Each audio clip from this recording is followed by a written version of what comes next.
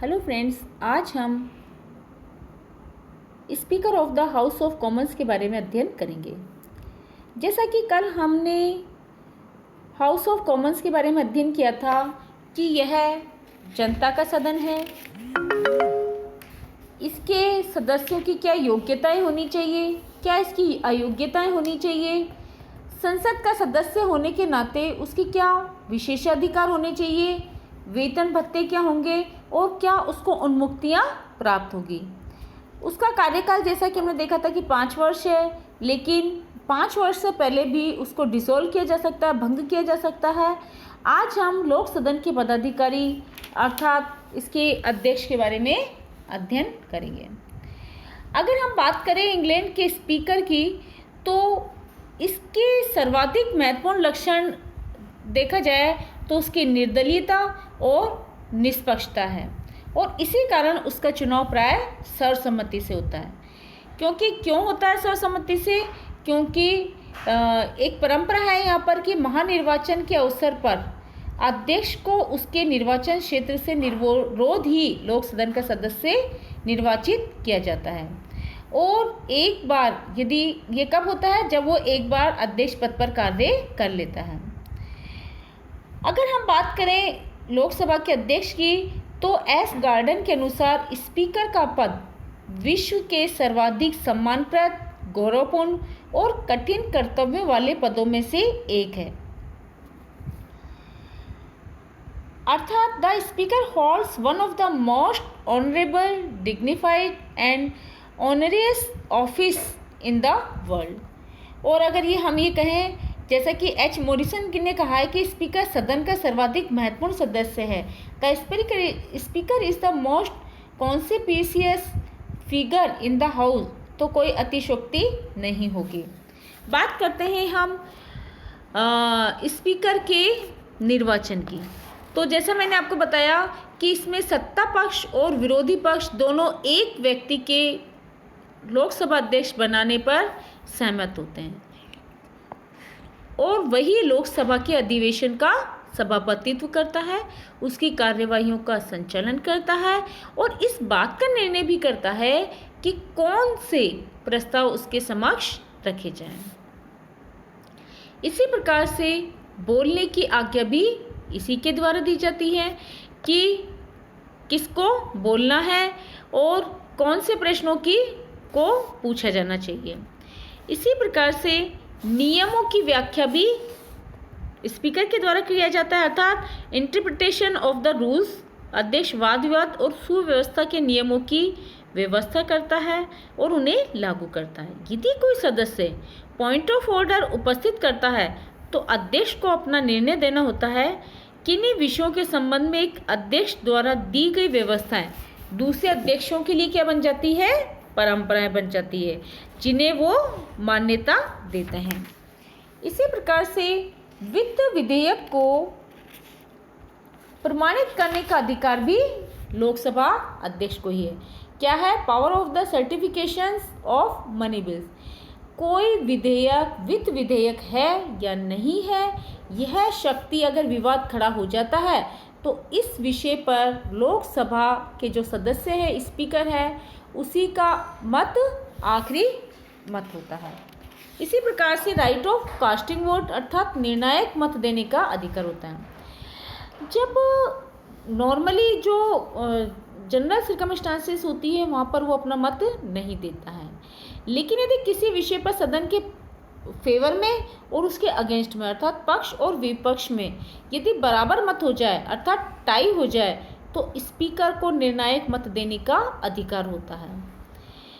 Speaker के द्वारा अपने निर्णायक मत का प्रयोग पूर्व स्थापित सिद्धांतों के अनुसार ही किया जाता है, और सामान्यतः उसकी चेष्टा रहती है कि संबंधित विषय के भाग्य का निर्णय स्वयं करने के बजाय उस पर विचार के लिए सदन को अधिक समय दिया जाए। इस संबंध में परंपरा भी है कि सदन को स्थगित करने के विषय में मत बराबर हो जाते हैं, तो वह सदैव इसके विरुद्ध ही मत डालेगा। इसी प्रकार से समितियों के बारे में शक्तियां हैं। Powers regarding committees. कौन सा विधेयक किस समिति के पास भेजा जाए, इसका निर्णय सिर्फ और सिर्फ अध्यक्ष ही करता है। इसके अतिरिक्त वह क्या करता है कि जो चयन समितियां होती है उनकी सूची को तैयार करता है और स्थायी समितियों के अध्यक्षों की नियुक्ति करता है। नेक्स्ट अगर हम इसकी शक्तियों के बारे में बातें करें तो यह सदन के विशेषाधिकारों की रक्षा करता है, to protect the privileges of the house. जैसा कि हमने जब हाउस ऑफ कॉमन्स के बारे में पढ़ा था तो उसमें हमने ये पढ़ा था कि किसी भी संसद सदस्य को संसद का सदस्य होने के नाते कुछ विशेष अधिकार या विशेष उन्मुक्तियाँ प्राप्त है और उनकी रक्षा का अगर दायित्व कहें तो वो लोक सदन के अध्यक्ष द्वारा ही पूरी की जाती है। जैसे यदि कोई मंत्री सदन के सदस्यों के विशेषाधिकारों की उपेक्षा करे या उनके किसी प्रश्न का उत्तर नहीं दे या आवश्यक जानकारी नहीं दे या फिर एक सदस्य दूसरे सदस्य के अधिकारों में हस्तक्षेप करे तो इन परिस्थितियों में अध्यक्ष ही सदन के अधिकारों की रक्षा करेगा। जैसा कि इस संबंध में ब्राइस ने लिखा है कि अध्यक्ष का यह कार्य है कि सदस्यों के अधिकारों की रक्षा न केवल राजमुकुट और लॉर्ड से करे वरन सदन के अन्य सदस्यों से भी करे, जिससे संसद का आधार एक ऐसे स्थान के रूप में बनाया जा सके जिसमें निर्वाचित प्रतिनिधि अपनी समझ के अनुसार अच्छा या बुरा ही भी कुछ कह सकते हैं। अगर हम बात करें तो लोकसभा जो अध्यक्ष है, स्पीकर है, he is a chief spokesman of the house. वह सदन का मुख्य वक्ता होता है और इसी कारण सदन सम्राट और सदन के बीच स्पीकर संपर्क सूत्र का कार्य करता है। लोक सदन के सदस्य उसी के माध्यम से सम्राट के पास प्रतिवेदन भेजते हैं, शिष्टमंडल भेजते हैं और अध्यक्ष ही सदन की ओर से सम्राट के पास धन्यवाद या निंदा का प्रस्ताव भेजता है। इसी प्रकार से जो यहाँ का स्पीकर होता है वो सदन में व्यवस्था और अनुशासन भी बनाए रखता है, अर्थात maintenance of order and discipline in the house. क्योंकि सदन के सभापति के रूप में उसका एक महत्वपूर्ण कार्य सदन में व्यवस्था और अनुशासन बनाए रखना होता है। उसके पास न घंटी होती है और न ही कोई गेवल, किंतु व्यवस्था स्थापित करने में उसे कठिनाई नहीं होती है। अशांत सदन में यदि वहाँ का अध्यक्ष खड़ा हो जाए तो पूरे सदन में शांति छा जाती है।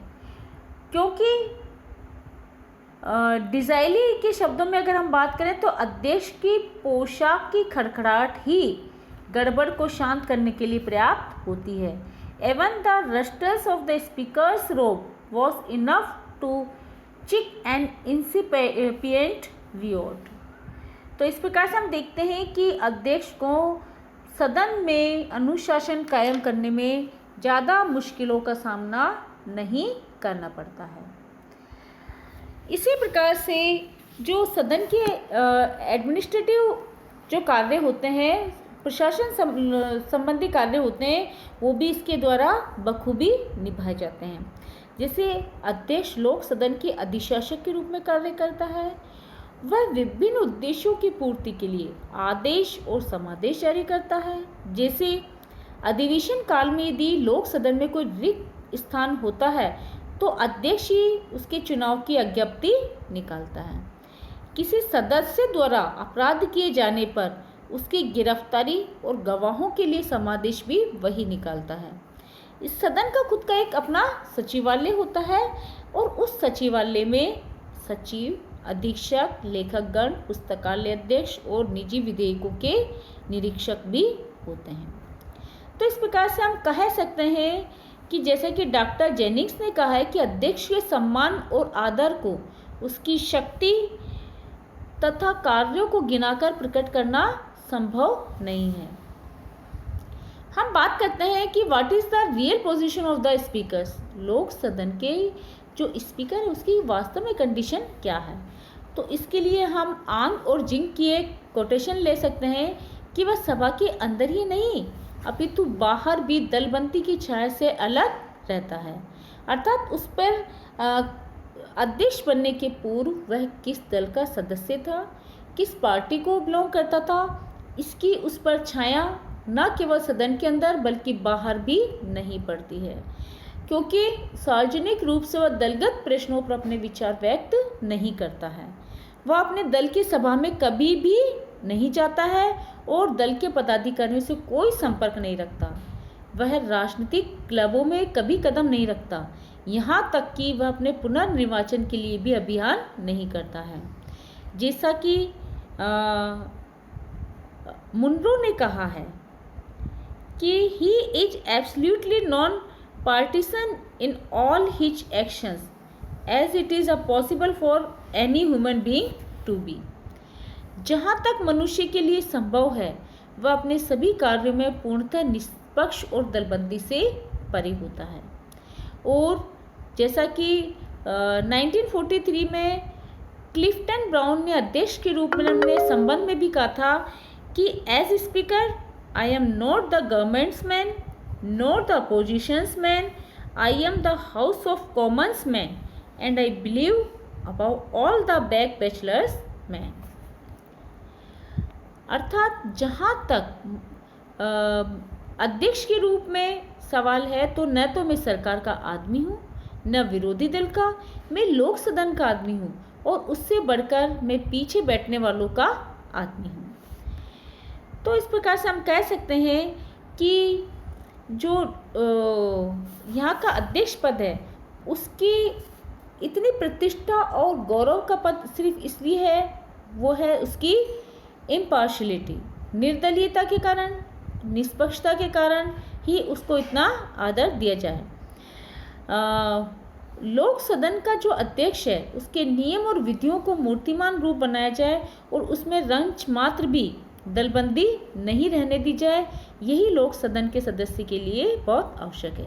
और इस दृष्टि से ब्रिटिश लोक सदन के अध्यक्ष की स्थिति अमेरिका के प्रतिनिधि सभा के अध्यक्ष से बिल्कुल भिन्न है, क्योंकि प्रतिनिधि सभा का अध्यक्ष बहुमत दल द्वारा निर्वाचित व्यक्ति होता है और वह अपने कर्तव्य का निर्वहन दलीय आधार पर करता है, जबकि यहाँ का बिल्कुल भी अपने दलीय आधार पर कार्य नहीं करता है। धन्यवाद।